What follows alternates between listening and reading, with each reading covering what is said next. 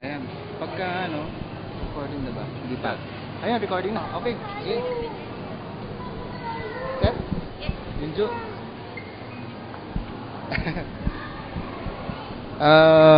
Magandang hapon po sa inyo mga kaibigan. Narito po tayo sa Marikina City Hall. Kasama ko po si Tet Atanasio Curry at si Junjo Salvador. Si Junjo is a long-time friend of mine sa Marist School pa. And biglang ngayong nasa edad namin, bigla ko siya nare-recognize as a photographer. So, but siguro mas maganda mag-explain dito si Tet, who is the officer in charge sa Marikina Cultural Tourism and Trade Investment Office. No? Tet, paki-explain naman sa atin ngayon, ano ba itong ating exhibit ngayon dito? So, yun, magandang umaga po, or hapon. Ayan, hapon. Ang exhibit natin ngayon is, this is actually a yearly exhibit, a visual arts exhibit of the City Government of Marikina to our office, the Marikina Tourism, Culture and the Arts. Every February kasi we celebrate Arts Month. This is in coordination with the National Commission for Culture and the Arts. So every year, we try to come up and feature artists coming from Marikina. So this year nga, ang isa sa feature po natin ay si Sir Junjo Salvador, yung photographs niya. Thank you, Tet. Junjo, ikaw naman.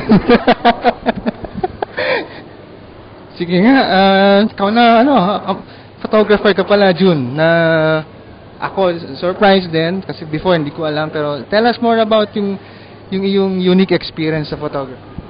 Actually, hindi ko rin alam eh. Hindi ko alam na photographer pala ako. It started nung nagpe-paint kasi ako nung bata ako. So, pareho na ibang painters.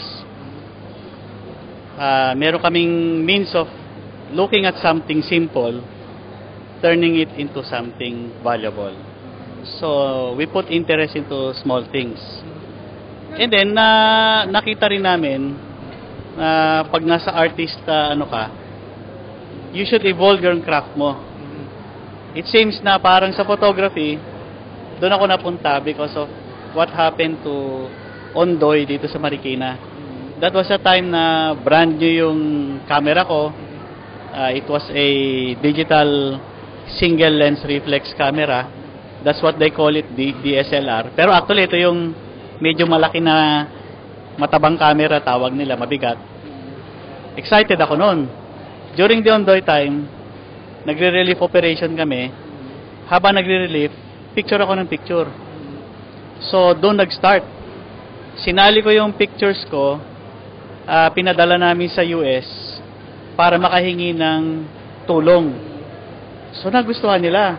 May mga religious organizations sa US, the Baptist organizations, ginagamit nila yung pictures ko to solicit help from US para ipadala sa Marikina.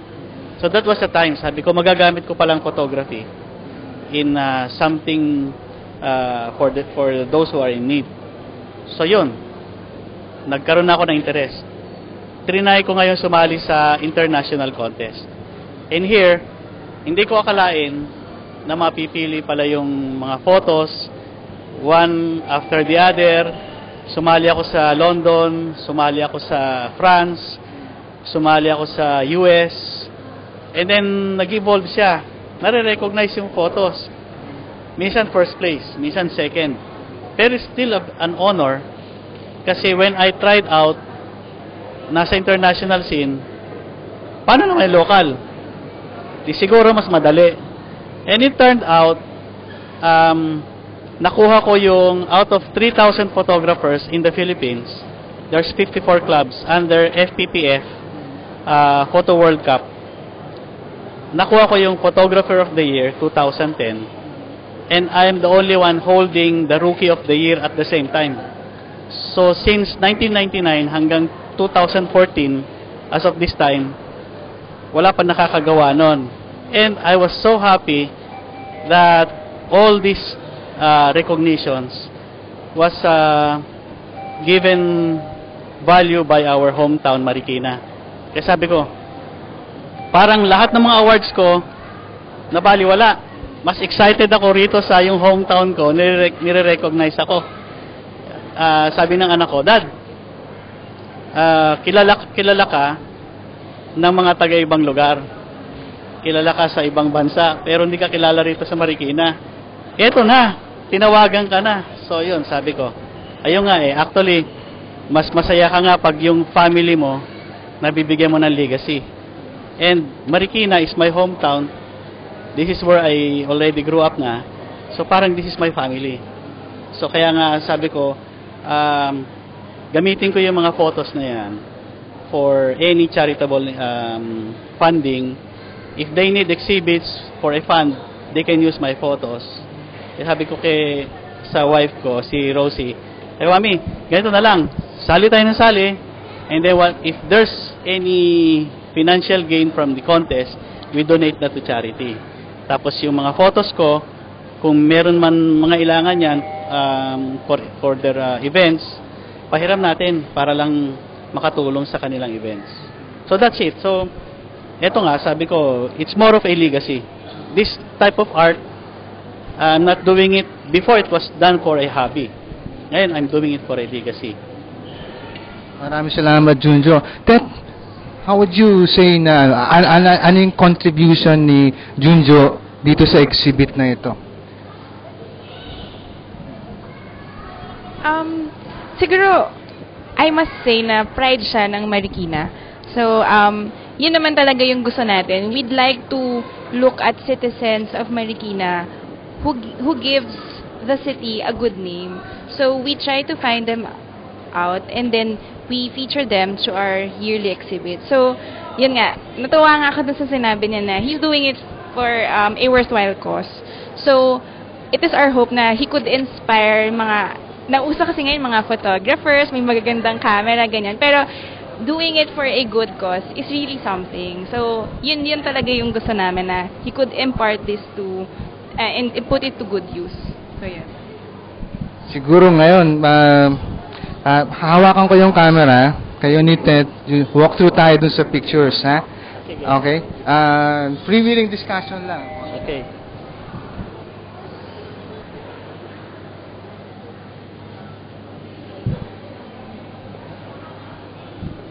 This is the photo na napadalunan ko sa London.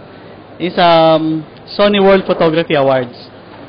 It's better known in the photography world na World Photography Organization. Nung nakita ko nga yung group nila, sabi ko, mali ang spelling ng organization. They use S. Lang pala, sa British, they actually use S instead of Z. So, this is one of my pride pictures which was commended in the WPO. So, it's a Philippine entry of a off-road Land Rover during a competition. And this was in the Philippines. This one naman, yeah, would you believe that's in Intramuros? Yung wall na yan, it's there, nobody's noticing it. Nandiyan lang yan. Actually, kausap ko nga yung taga Intramuros, pipinturahan daw nila. Sabi ko, please don't, masisira. Better to have it ganyan ang texture niya na luma. Yeah, nung dumaan yung kutsero na may umiikot kasi for for mga tourists yan. Eksakto naman, naka-red yung nakasakay, so nag-stand out siya. So there is a matter of perspective. Medyo katabi ko na yung grass niya nung dumaan siya, bumaba ako ng angle. And then one of my biggest pride is CNN badge. They gave me a lifetime badge with this picture. This is in Ilocos Norte. Kukunti lang nakakala, meron pala tayong disyerto sa Pilipinas. And itong desert na ito, it's so big, it's so vast. Maraming mga off-roaders na pumupunta ron. And also we have the sandboarding. Pwede kayong mag-slide using a sandboard. Ito yung katabi nun. And we waited nang bumaba yung araw para makuha natin yung ganitong Actually, it's fiery sky tawag namin dyan eh. So, parang nasusunog, nag-aapoy. And it happens on 5:30 in the afternoon up to 6. Yes. Ngayon, taglamig, February, January, puro golden ang ano natin, ang sunset. Makikita mo yung try going out early morning or late afternoon, puro golden ang kulay niyan. Pag summer, fire. So, expect that. It's summer, makikita nyo to. Now, this one is for more on values. Kaya favorite ko to. Gusto ko mag-send ng message. It's only in the Philippines. Ang mano po. Tawag natin dyan, mano po. Diba? It's giving respect to the elders. So, nawawala na yan. So, gusto ko maipakita yung virtue ng respect to the elders through photography. And over here, another Philippine setting. This is in Montalban. So, this is a late afternoon fisherman na nandun sa may dam site ng Wawa Dam. So, wala nakakapunta rito masyado. Kasi pag madilim na, nag-uuwian na yung mga yan. So, kami nagantay kami ng patakip silim and then we did some lighting. Ang ganda. Para ka nasa ibang bansa. And this one, another genre of photography, macro photography. Actually, I'm not a macro photographer myself. Nag-try lang ako. So, yes, that's the time na you get the special lens, the macro lens. So, pagka hindi ka naman macro photographer, ang mga concept mo lang, yung mga existing animals. Pero macro photography is very hard. Kasi kumikilos yan. At saka, lighting, wala kang control.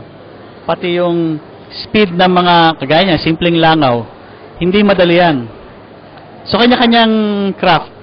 I'm more of a landscape and sports photography.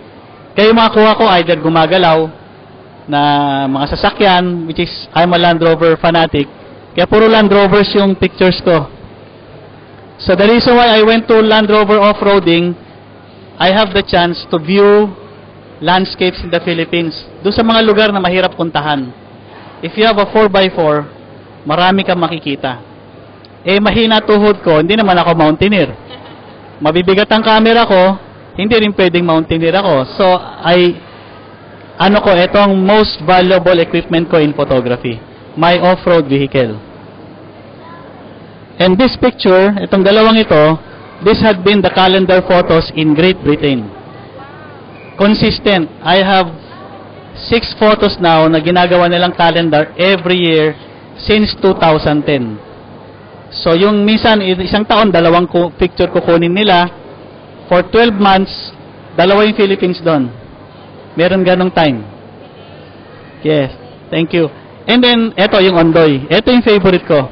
This photo solicited almost $3,000 sa US sa mga Baptist congregation. I sent this, nung nakita nila ito, nagpadala sila ng almost $3,000. Agad-agad. No questions asked. And then yung counterpart nila rito, binili namin yun ng water, yung bottled water. So nung Ondoy, ikot kami ng ikot, pinaprocess ko yung pictures, sinesend ko sa kanila, padala sila ng padala. Ito yung favorite nila. Sa Provident. Yes. So, very memorable din itong pictures. And this one is the favorite naman sa FPPF Cup. First place ito sa festival. Napakahirap na magkataon na yung Ibaloy during their Adibay Festival. Nagkakatay sila ng baboy damo eh. Oh. Pakihawak mo.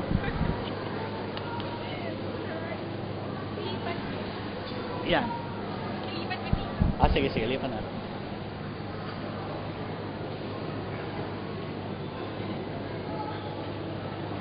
Ay, natras. Ito yung Adibay Festival in Benguet, La Trinidad, Benguet. Every year, nag-o-offer sila ng baboy damo for the gods. And this is also the time of the year that yung festival nila, they celebrate it usually on a November. So pag pupunta kayo ng La Trinidad, medyo malayo, lalakad kayo ng konti. It's a good thing I'm an off-roader. Nakakarating ako doon on time, doon sa kanilang lugar. Kung abutan ako sa kalsada ng gabi, doon ako matutulog sa sakyan ko. Kaya lamang talaga kung meron kang sasakyan na off-road. Kailangan pa ba magpaalam sa kanila? Yes, you have to. This is the Mumbaki nila, yung head. You have to talk to them and then you just give them the elements. Ang kailangan ko makita yung baboy damo, yung kawa, yung the elements of blessing. So I actually choreograph some of it. Kasi mahirap kung natural eh. Iba yung position, di ko matimingan ng lighting. So photography is more of creating the story. Ngayon, kung photojournalist ka, you create a story as it is. So it's happening and then you create. So, hindi pa pwedeng ginagawa namin na photographer na we talk to the subjects. Pwede bang dumaan ka ulit dito, kukunan kita. So that's a photography. Pagka photojourn, hindi mo pwedeng sabihin, President Noynoy Aquino, dumaan po kayo dito para kunan ko kayo ulit. Hindi pa pwede yun. Nakadaan na siya, kung di mo nakunan, you don't have a story. So that's the difference with us. So hindi ako photojourn, I'm a photographer.